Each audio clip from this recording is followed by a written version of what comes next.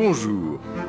Quel profit le juge peut-il retirer de la littérature? Pas grand-chose à première vue, tant l'esprit juridique est censé être systématique, rigoureux et technique. Certes, le Code civil peut être lu comme une œuvre littéraire, mais c'est en tant que référence normative que l'utilisent les juristes.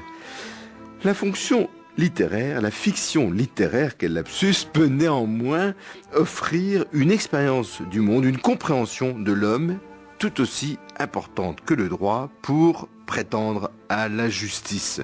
C'est la thèse que défend une philosophe américaine, Martha Nussbaum, thèse qu'elle appelle la justice dans la poésie ou justice poétique, poetic justice en anglais, dans un ouvrage qui va être publié bientôt en français. La littérature permettrait au juge d'atteindre une certaine justesse des sentiments humains qui lui est indispensable pour accéder à la justice. Et c'est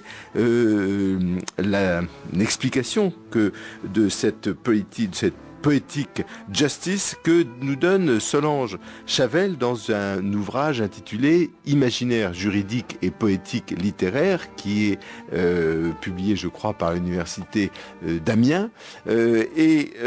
Solange Chavel est maître de conférence à l'université de Poitiers en philosophie et elle vient de publier un ouvrage intitulé Se mettre à la place d'autrui, l'imagination morale, c'est aux presses universitaires de Rennes en 2012.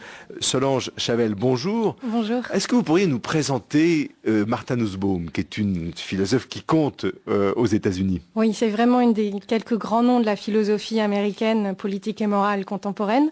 Martha Nussbaum est professeure à l'université de Chicago.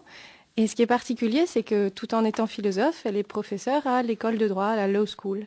Elle est d'abord connue pour des œuvres absolument magistrales sur la philosophie antique, morale antique. Elle a, dans un ouvrage magnifique qui s'appelle The Fragility of Goodness, la fragilité du bien, elle a notamment exploré toute la philosophie antique chez les philosophes, mais aussi chez les auteurs littéraires. Et là, elle propose un ouvrage beaucoup plus audacieux parce que elle essaie de renouveler une discipline qui est très importante aux États-Unis et qui s'affirme en France et qui s'appelle Law and Literature. Tout est dans le « et ». Le droit voilà. Et littérature, selon Chavel. Il y a beaucoup d'interprétations à donner de cette esperluette, du « et » entre law and literature. La plus historique, c'est simplement le droit dans la littérature, c'est-à-dire remarquer comment les différents romans ont pu parler du droit. On peut, par exemple, faire étudier le procès de Kafka et puis regarder les figures de la justice dans le droit. Mais c'est pas ou les figures de l'injustice, parce qu'en fait, on parle plus volontiers de la justice que de la justice que de la justice, oui. Absolument. Mais c'est pas tout à fait ce qu'elle veut faire. Ce que fait Martha Nussbaum, c'est quelque chose de beaucoup plus large en un sens. C'est dire que la littérature en général, pas seulement quand elle parle de droit ou de procès, la littérature en général peut être un instrument pour le juge, pour l'avocat, pour tous ceux qui ont à faire de la justice leur mission et leur fonction. Dans quel sens?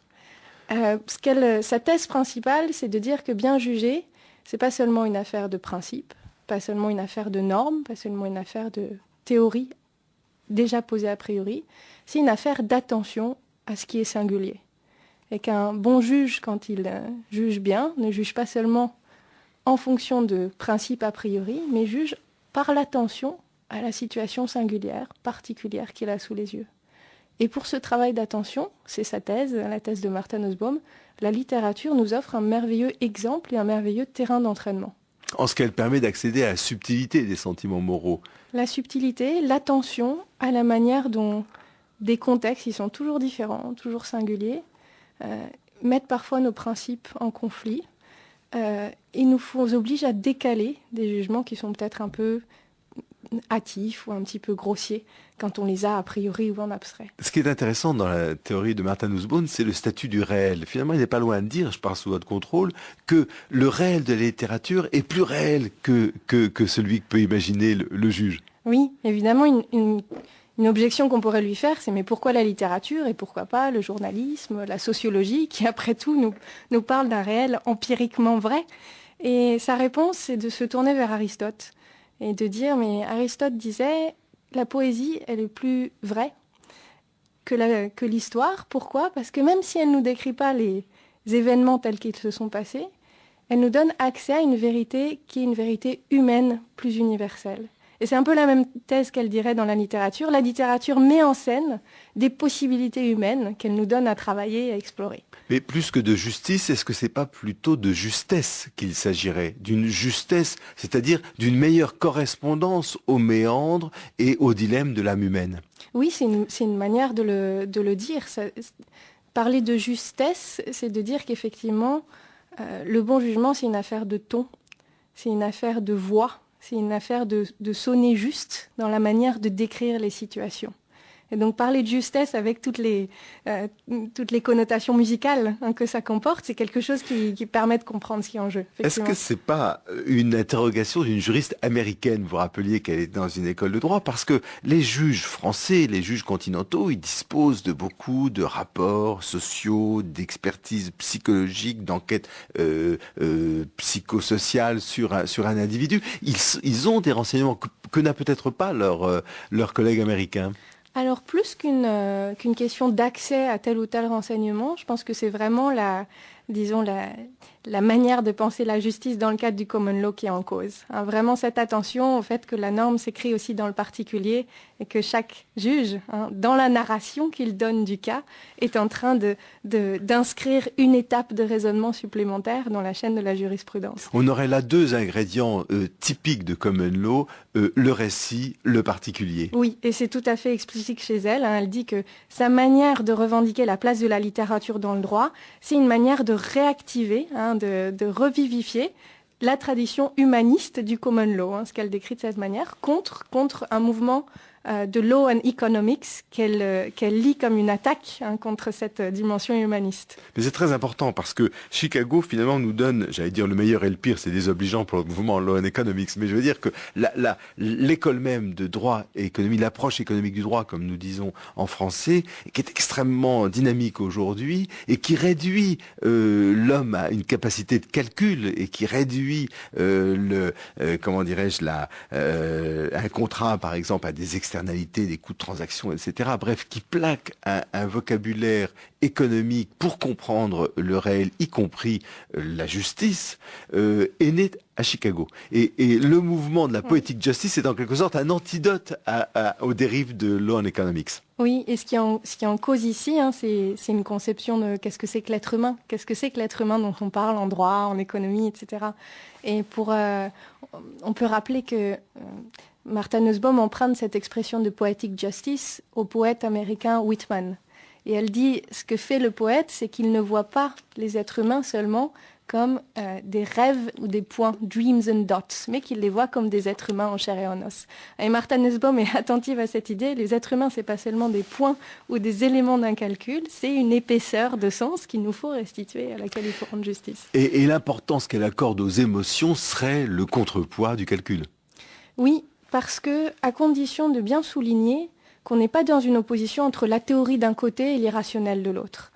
Dire que les émotions, c'est le contrepoids du calcul, ça veut dire que les émotions ont une part de rationalité, que les émotions ont une dimension cognitive et qu'elles sont donc des éléments d'une raison comprise de manière complète et exhaustive.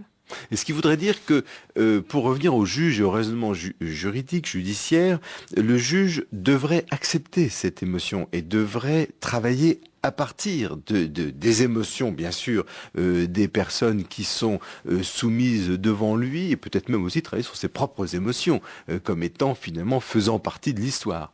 Oui, et c'est tout à fait ça l'idée, en ajoutant que les émotions, c'est pas des données brutes. Les émotions, ça se travaille, ça se critique, ça s'éduque. Et que, dans un certain sens, l'intérêt de la littérature pour Martha Nussbaum, c'est de nous donner ce terrain où nous allons pouvoir affiner nos émotions, les observer, les critiquer.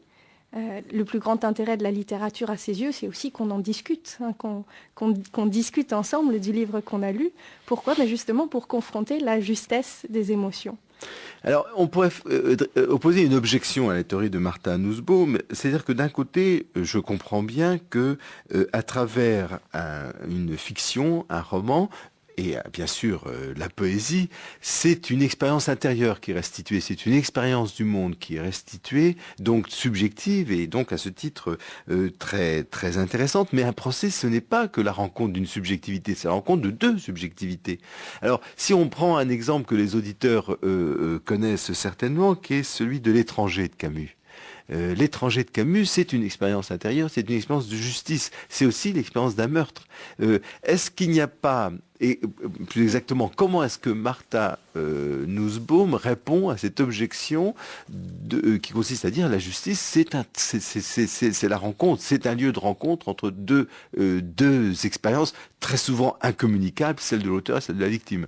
Alors, en fait, je commencerai par accentuer encore plus l'objection en disant mais c'est peut-être même pas seulement deux types d'émotions, c'est en un sens le public. C'est quand on est dans la sphère de la justice, il s'agit de produire, je pense, une narration, un jugement qui soit acceptable publiquement. Donc on est ici vraiment à l'articulation entre ce qui est le plus intime, le plus subjectif d'un côté, et puis ce qui doit être acceptable publiquement. Et c'est là qu'intervient, à mon avis, la narration. Le fait que les émotions, on ne les vit pas seulement, on les raconte. Et il y a des manières de les raconter qui nous permettent de voir si elles sonnent justes, si elles sonnent faux, si elles sont acceptables d'un point de vue extérieur ou non. Et donc, tout le travail que peut permettre de faire la littérature, c'est de mettre des mots sur des émotions privées, de mettre des mots, donc potentiellement, de le donner à vivre ou à juger au public.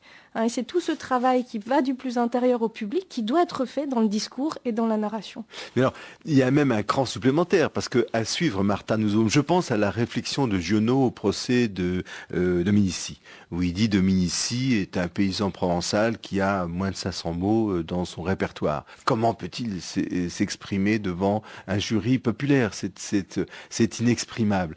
Mais finalement, ce que propose Martha Nussbaum, c'est de dire, à travers les expériences, à travers finalement l'exemplarité de la fiction, on a un réservoir d'expériences humaines qui vont permettre d'exprimer les nôtres ou les leurs d'ailleurs. Oui, et ça permet de voir du coup que ce qu'on va chercher dans la littérature, c'est pas une vérité sur les contenus. C'est pas, je sais pas, c'est pas parce qu'on a des problèmes sur, je sais pas, l'adultère qu'on va se mettre à lire La Coupe d'Or. C'est pas la question. Mais par contre, ce que la littérature nous apprend, c'est une certaine manière d'être attentif, une certaine manière de regarder. Et du coup, l'idée, c'est pas de dire que l'auteur littéraire, par je ne sais quel mystère, aurait une vue plus juste, mais qu'il nous apprend à regarder et à être attentif à. Alors, si on reprend l'exemple de L'étranger de Camus, ça voudrait dire que finalement, ce qui est important dans ce récit, dans cette fiction, c'est pas uniquement la conduite de Meursault, mais c'est la manière dont Camus restitue l'étrangeté de Meursault. Oui. C'est cette sorte de personne qui se sent étranger au monde qu'il habite. Oui, la mise en mots, la manière dont on raconte est pratiquement l'essentiel de l'intérêt de la fiction. Et c'est pour ça qu'il faut aussi nuancer la thèse. Si on va un peu vite, on peut dire, Martha Nussbaum dit que la littérature est un instrument pour le droit.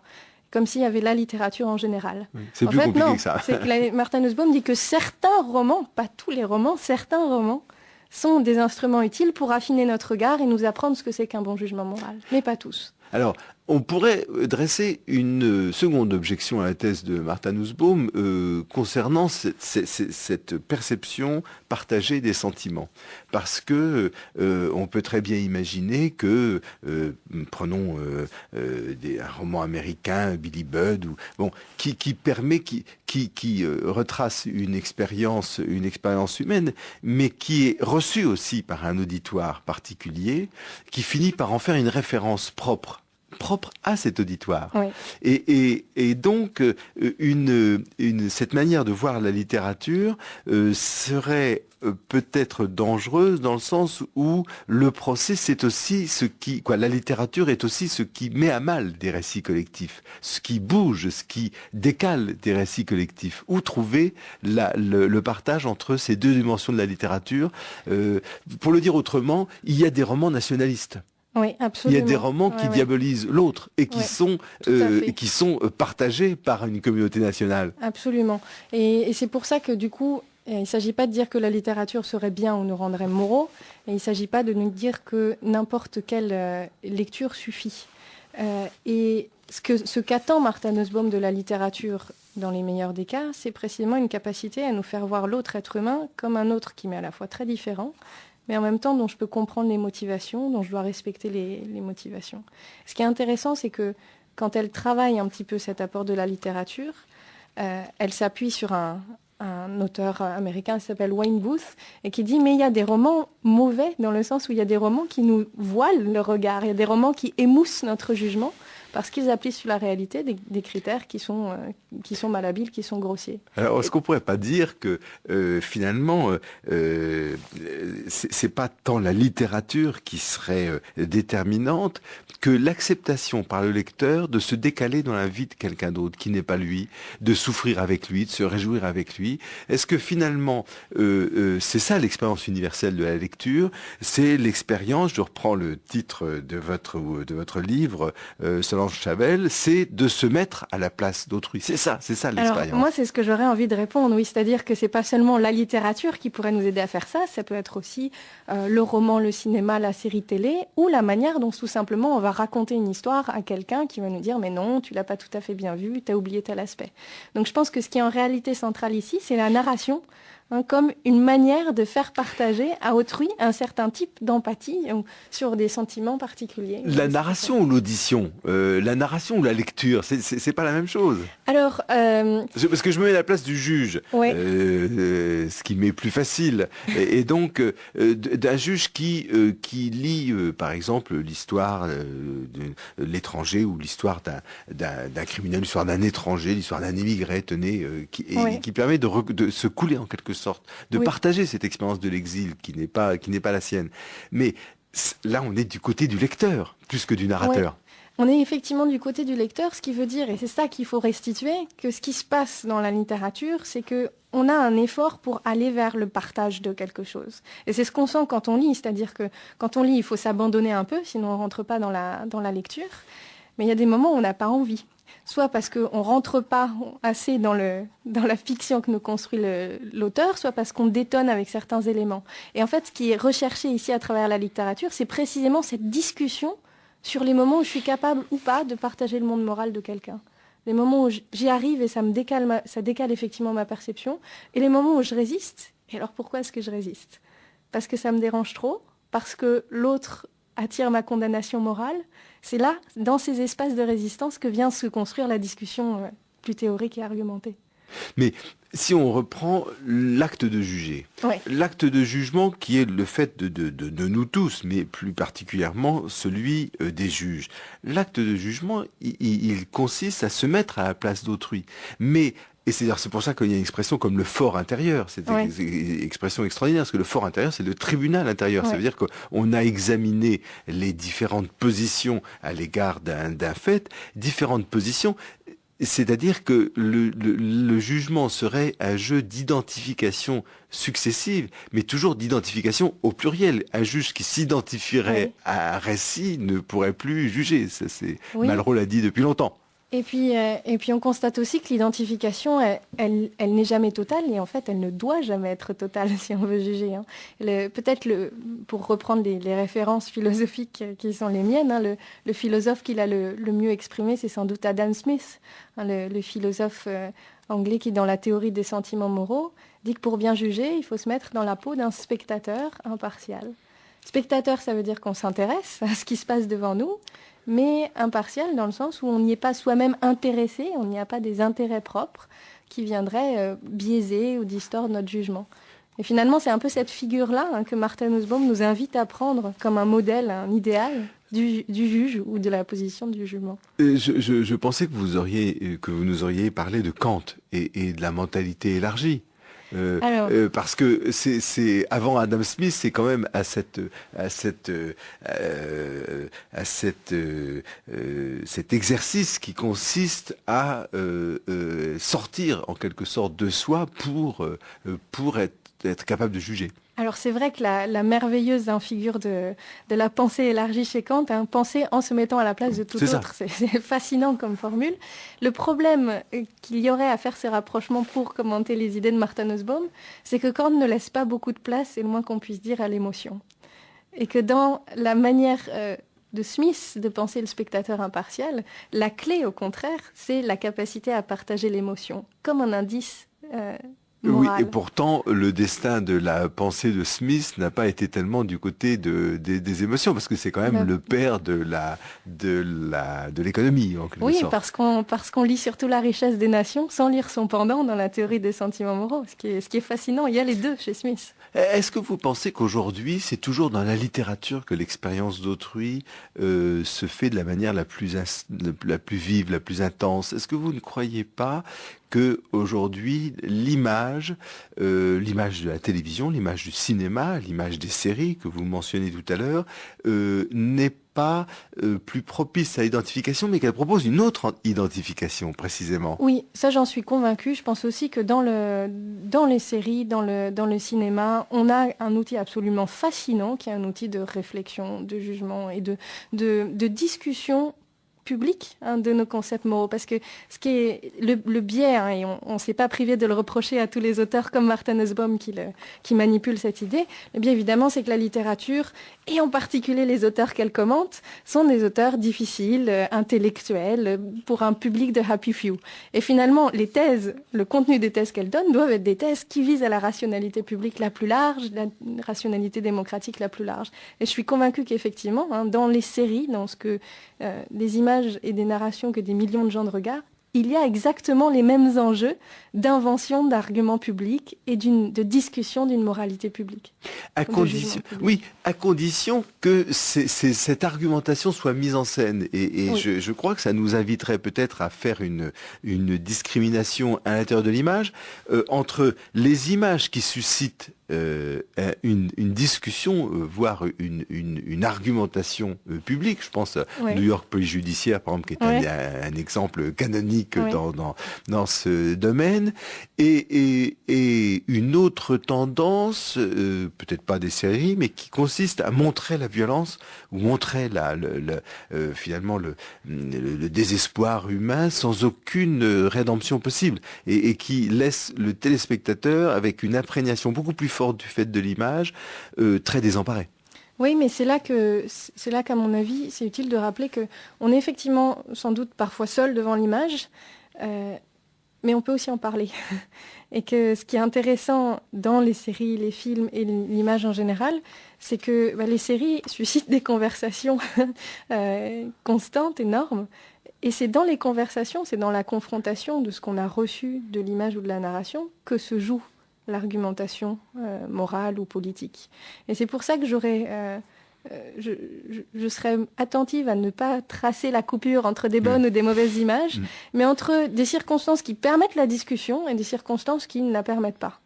Et à mon avis, c'est là que se trouve la distinction, le point discriminant. Est-ce que vous seriez d'accord pour dire que une des grandes différences entre la lecture et le fait de voir des images, notamment à la télévision, c'est que la plupart du temps, on lit seul et on regarde plus généralement des images à plusieurs et que, en quelque sorte, la discussion devant les images serait ce qui viendrait faire le pendant de la reconstitution imaginaire de l'acte de lecture. Je sais pas, parce qu'en même temps, même quand on est ensemble à regarder un téléviseur ou un écran de cinéma, il y a un moment de solitude dans la réception de ce qui nous est projeté. C'est très désagréable quand quelqu'un nous commente le film ou la série tout en avançant. Donc je pense que cette dialectique du moment de réceptivité, qui est nécessairement un moment où on est finalement seul, où c'est notre sensibilité qui joue, et ensuite un moment de discussion et de mise en confrontation des expériences, cette dialectique existe aussi bien pour les livres, à mon avis, que pour le cinéma ou les séries ou l'image. Mais à chaque fois, on se représente, et c'est l'idée de Martha Nussbaum, mais c'est absolument applicable à la justice, mais c'est applicable aussi à tout le débat public, c'est de montrer comment il s'agit d'une chaîne qui élabore des significations, que cette chaîne est alimenté par des fictions. Paul Ricoeur parle de l'ivresse de la fiction, en disant la fiction peut se permettre des tas de choses que l'écrit historique ou le documentaire ne peut pas faire, parce que l'identification est beaucoup trop forte. Il s'agit de personnes en chair et en os qui ont existé, dont on ne peut pas se moquer, alors que la fiction permet cette élaboration, mais que en soi, le débat public a besoin de d'un raffinage de ces sentiments, de ces émotions, pour en faire de véritables contributions au débat public. Oui, il y a toute une dimension d'élaboration de l'expérience dans la discussion. Et c'est pour ça que, et c'est un des aspects très intéressants du travail de Martha Nussbaum, c'est quelqu'un qui fait constamment le lien entre le privé et le public. Pas pour dire qu'il faudrait mélanger ou confondre morale et politique, mais pour dire que l'expérience personnelle qu'on fait de soi se discute, doit avoir sa place, doit avoir son lieu d'expression sur la scène publique. Là, on a une description de la démocratie américaine. Oui, enfin, de la démocratie américaine idéale, celle qui laisserait effectivement... Oui, mais qui est un peu loin de la démocratie française. Alors, qui comprend, disons, qui est fondée sur l'idée que l'égalité ne s'obtient pas en étant aveugle aux différences, mais en donnant une place à l'expression des différences, qui est évidemment une différence de taille. Oui. Alors, il y a aussi une autre différence de taille, mais qui peut être réparée, qui sera peut-être réparée bientôt, c'est d'intégrer ce que recommande Martha Nussbaum, d'intégrer les études de droit et littérature, de ce qu'elle appelle la justice par la poésie, on pourrait dire, la justice poétique, dans la formation des juristes. Elle estime que la littérature est indispensable à la formation du juriste. Oui. Alors du juriste, mais en réalité, on pourrait sans doute élargir son argument, son argument qui consiste à dire la littérature est indispensable pour la formation de quelqu'un qui a à juger, c'est-à-dire du citoyen démocratique contemporain. Alors du juriste en particulier, et ça veut dire qu'on retourne à cet argument humaniste, qui est un des thèses fortes de Martha Nussbaum, qui consiste à dire que la formation du jugement n'est pas seulement une affaire de contenu technique et précis, d'apprendre le précédent, le code et la procédure, mais aussi une affaire de travail du regard. Et que ce travail du regard et d'apprentissage des possibles humains se fait, entre autres, par la littérature. Oui, mais il faudrait pour cela, parce que je pense que c'est une excellente idée pour la formation des juristes, et je pense que les Français notamment feraient bien de s'en inspirer, à cette différence que la forme du jugement américain et de la pensée politique américaine accueille plus la citation, accueille plus l'expérience que le jugement à la française. Je rappelle aux auditeurs que Shakespeare est l'auteur le plus cité par la Cour suprême des États-Unis. 800 fois depuis sa création, plus que n'importe quel autre juriste. Mais parce que on a une forme du jugement qui était elle-même narrativisée, ce qui n'est pas le cas, en France. Et donc, est-ce que ça serait pour vous, Solange Chavel, aller trop loin que de dire qu'il y a derrière cette philosophie de Martha Nussbaum et cette incitation à prendre en compte la poésie dans la justice, est-ce qu'il y a un appel aussi à avoir des jugements qui soient non pas plus poétiques, mais plus narrativisés? Absolument, c'est un plaidoyer pour dire qu'un bon jugement commence par raconter et que la racine de bien des désaccords politiques, moraux, juridiques n'est pas une affaire de désaccord sur les principes, mais une affaire de désaccord sur la manière de bien décrire. Et on peut vraiment penser à des situations là où on est tout à fait courante, où je sais pas, on sort du cinéma, on discute avec un ami pour ce qu'il a pensé du film, et finalement on se rend compte que le désaccord c'est avant tout sur ce qu'on a vu ou pas. Mais non, tu n'as pas pris en compte ça. On n'a pas vu le même film. On n'a pas été attentif aux mêmes aspects du film, aux mêmes aspects du personnage. Et en fait, ça consiste à dire, mais bien souvent, nos désaccords publics, c'est des accords sur ce qu'il faut voir, ce qui a du sens, ce qui est pertinent dans les scènes que nous avons sous les yeux. C'est ça. Et ça veut dire que la discussion ne doit pas se précipiter à aller dans les catégories juridiques, qu'elle doit rester sur le fait. C'est dans le fait et dans la discussion du fait que se trouve aussi peut-être la solution juste. Oui, absolument. C'est prendre le temps d'une attention, de l'attention à l'autre, de l'attention à la voix, prendre le temps de la description. Et sentir que c'est dans ce temps de la description que va se dénouer une partie des problèmes futurs. Solange Chavel, merci. Merci à vous.